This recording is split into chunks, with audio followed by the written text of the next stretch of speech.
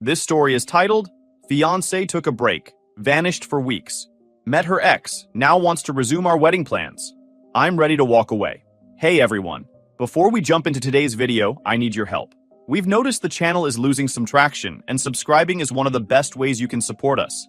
It's quick, free, and it helps us keep bringing you awesome content. Your support means the world. Let's keep this channel growing together. Thanks so much. Now let's start the video. Hey everyone, I'm not the kind of guy who usually posts stuff like this, but things have been so weird lately that I need to get it off my chest.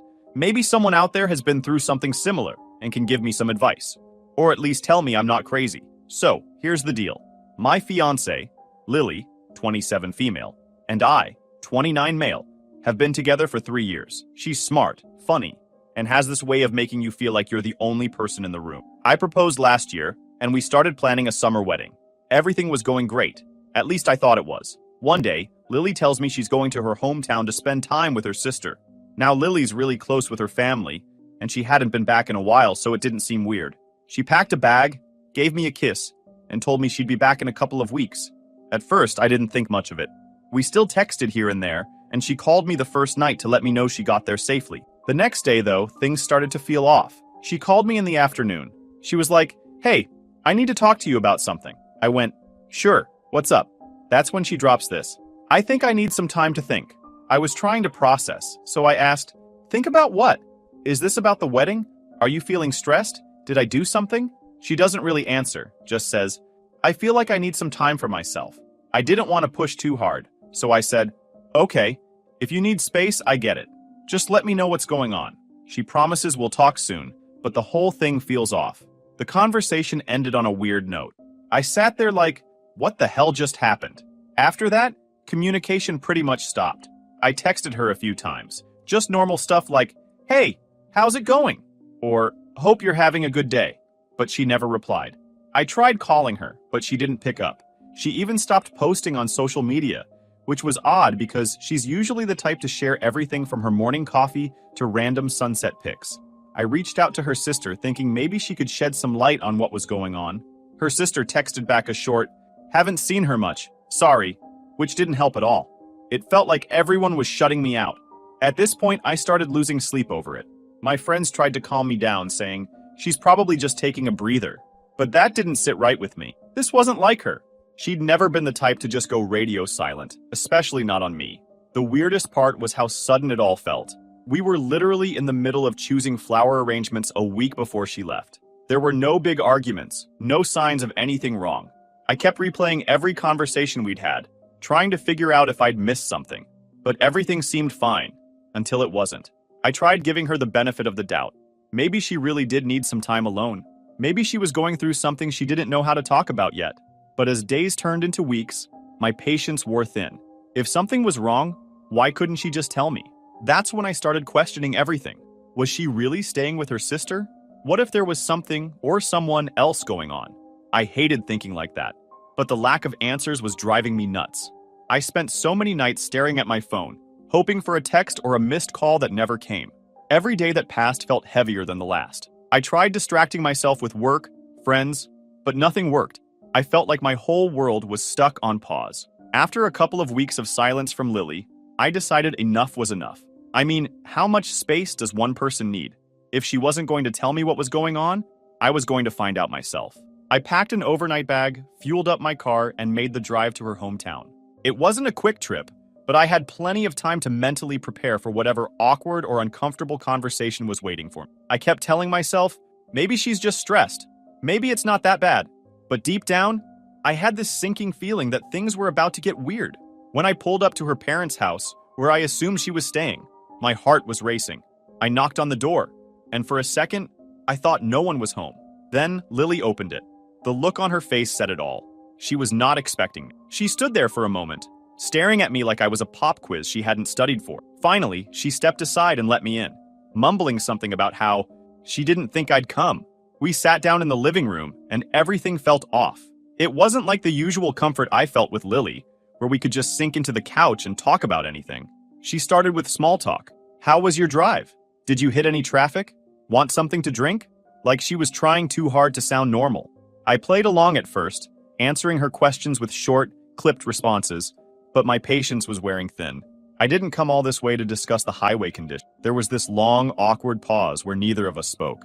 She blanked out, and when she finally glanced up, I asked, "Lily, what's going on?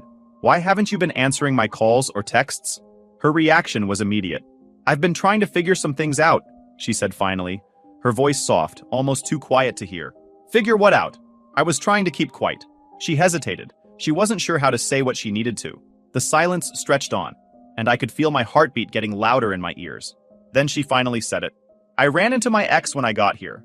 It felt like the floor had just shifted beneath me." I stared at her, trying to process what she'd just said. "And?" I asked, my voice as steady as I could manage, though I already felt the storm brewing inside me. "It wasn't planned," she said. "I saw him at the grocery store, and we ended up talking." Talking. That word hit me like a slap. It wasn't the fact that she'd seen her ex. That could happen to anyone. It was the way she said it, like it was no big deal. But it clearly was a big deal, or we wouldn't be having this conversation. I leaned forward, trying to keep my composure. "Why didn't you tell me about this earlier?"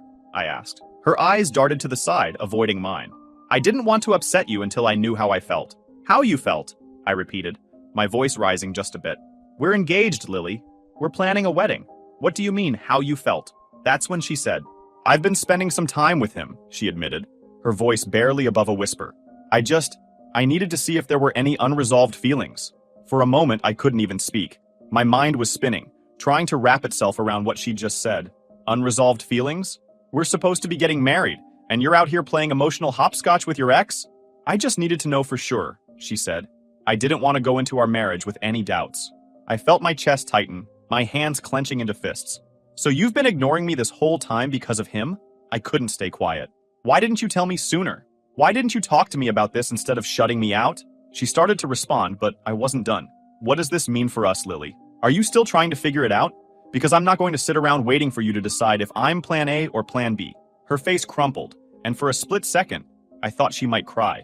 But instead she said, "I didn't want to hurt you. I needed time to sort my emotions." "Do you even hear yourself right now?" I shot back.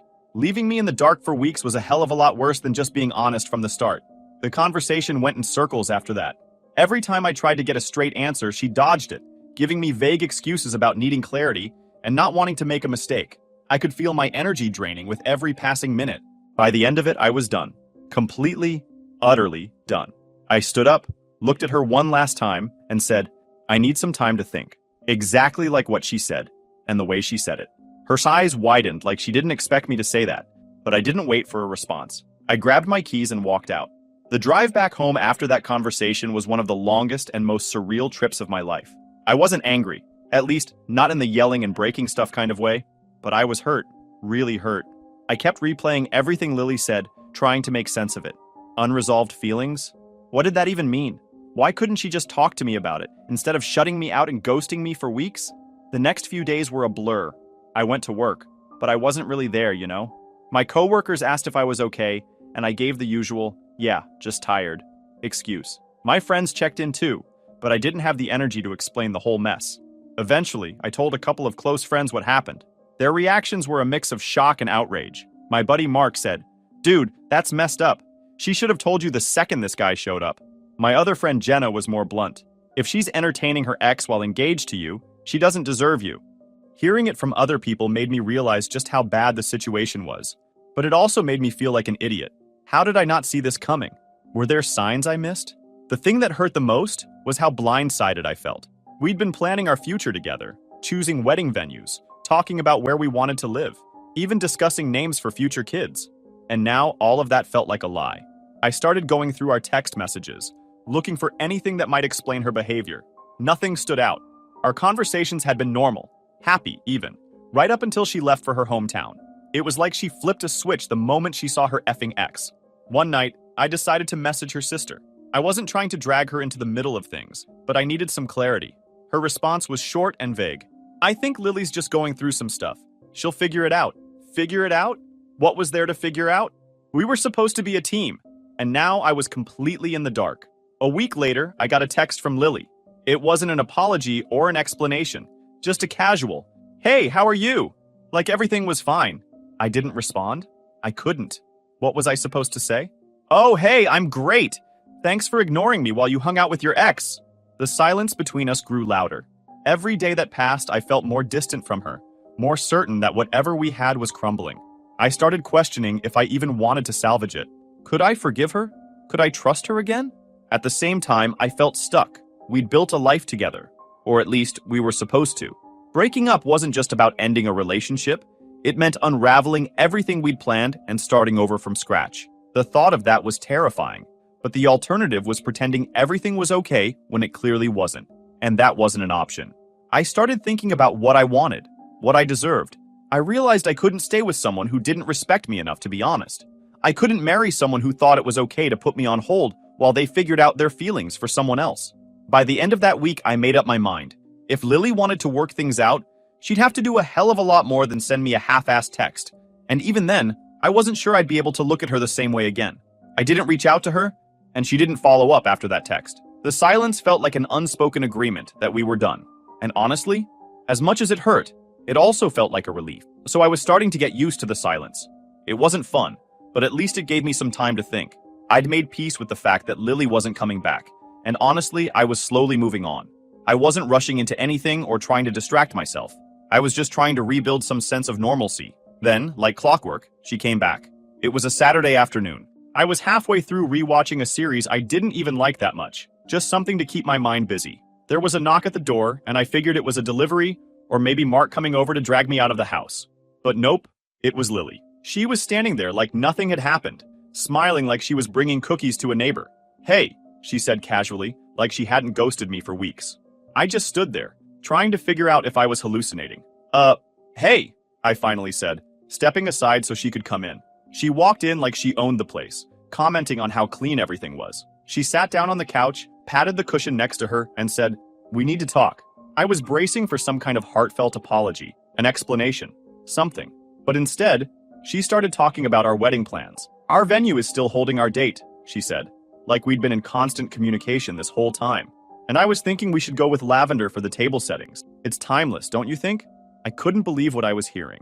I cut her off mid-sentence and said, "Lily, what are you doing here?" She blinked, confused, like I'd just asked her why the sky was blue.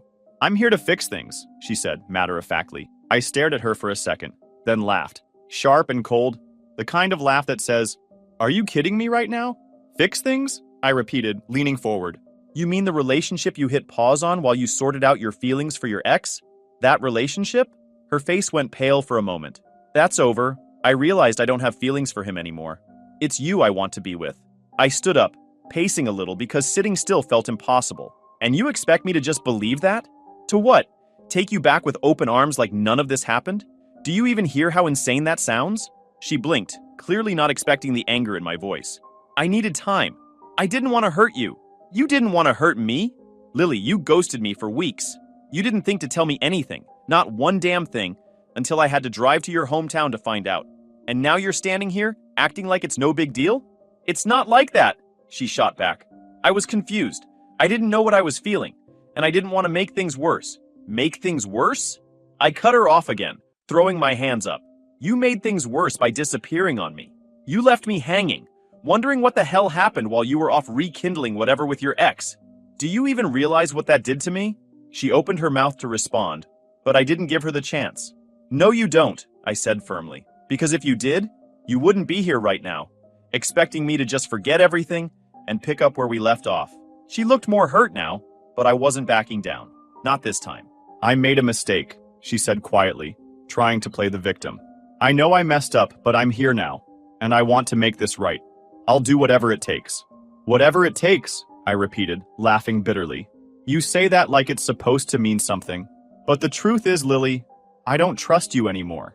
How am I supposed to believe you won't pull this again the next time you get confused or need to sort out your emotions?" She looked down at her hands, fiddling with her engagement ring. My ring. I felt a flash of anger seeing it still on her finger, like she had any right to wear it after everything. "Take it off," I said abruptly. She looked up, startled.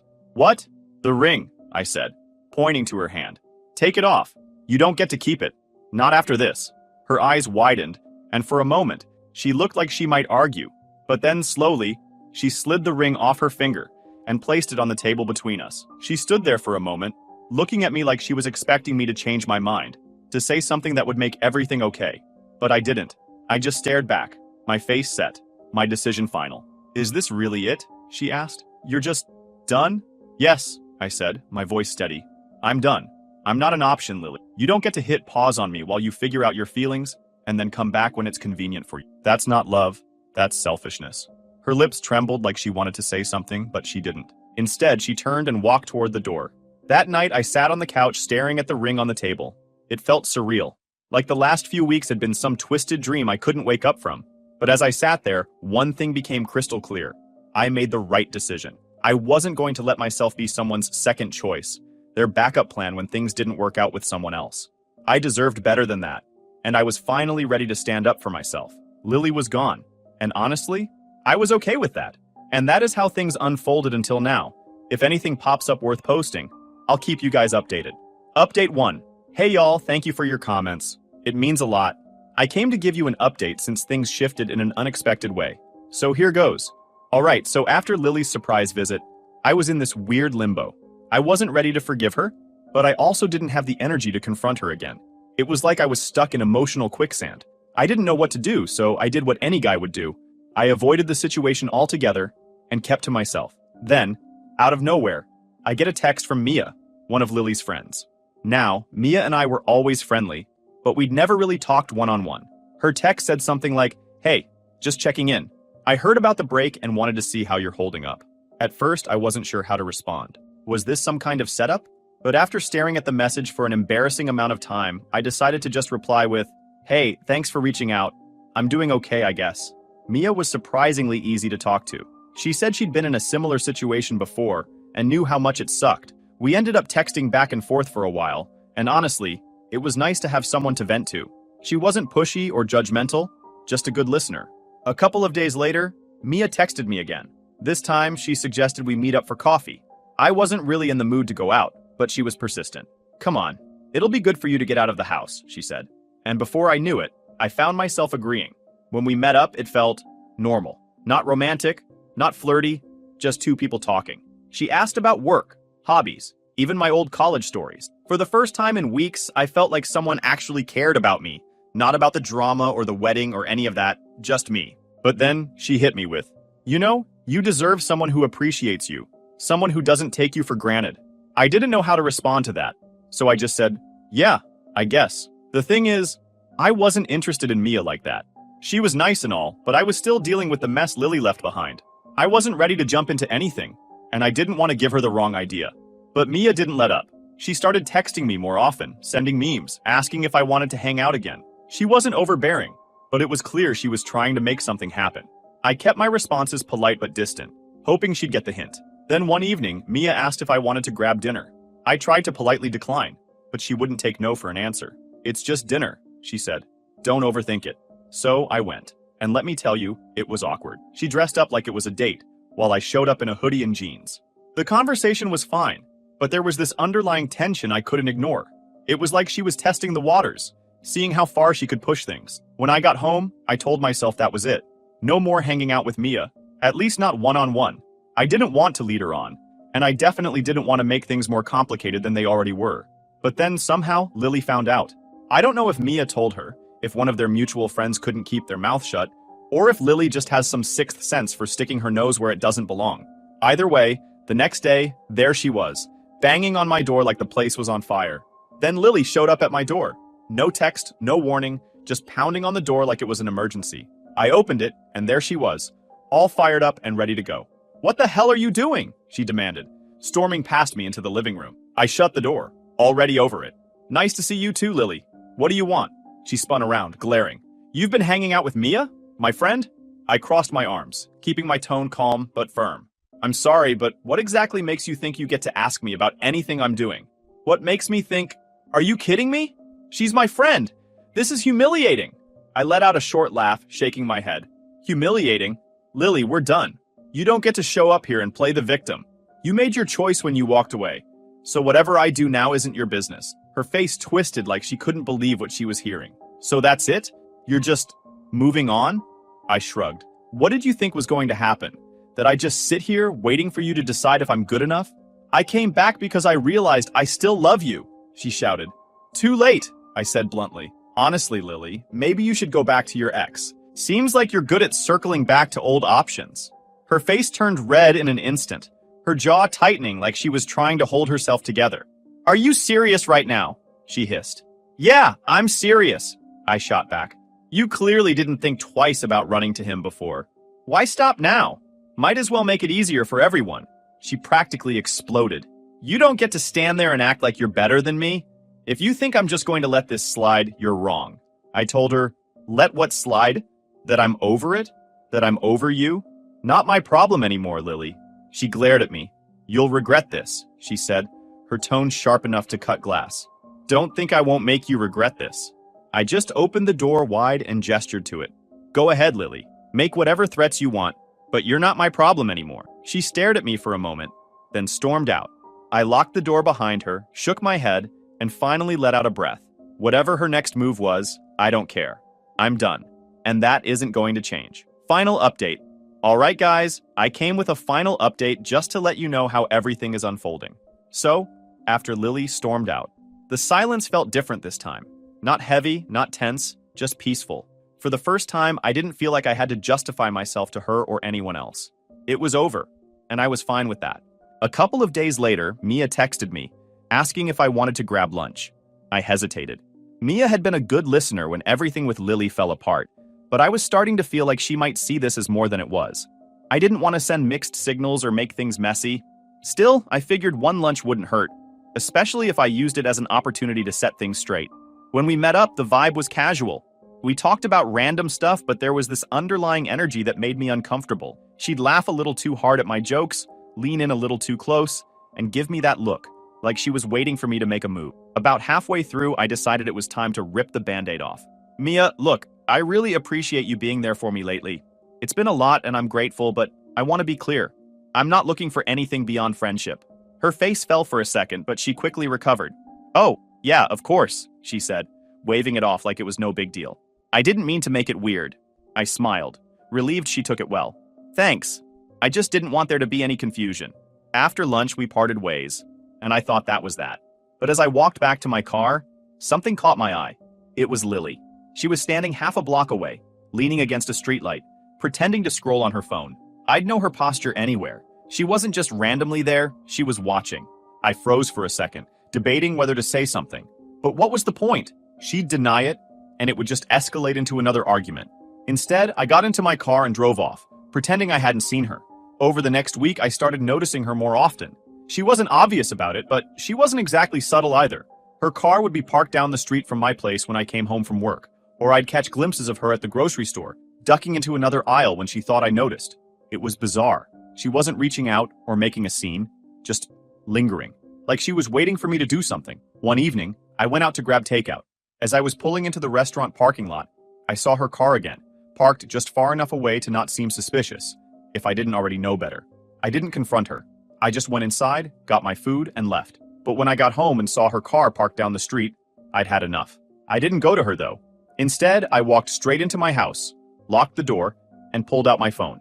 I texted her, Lily, I've noticed you around. Stop following me. This isn't healthy, and it's not going to change anything. No reply. I didn't expect one, honestly, but the next day, her car was gone.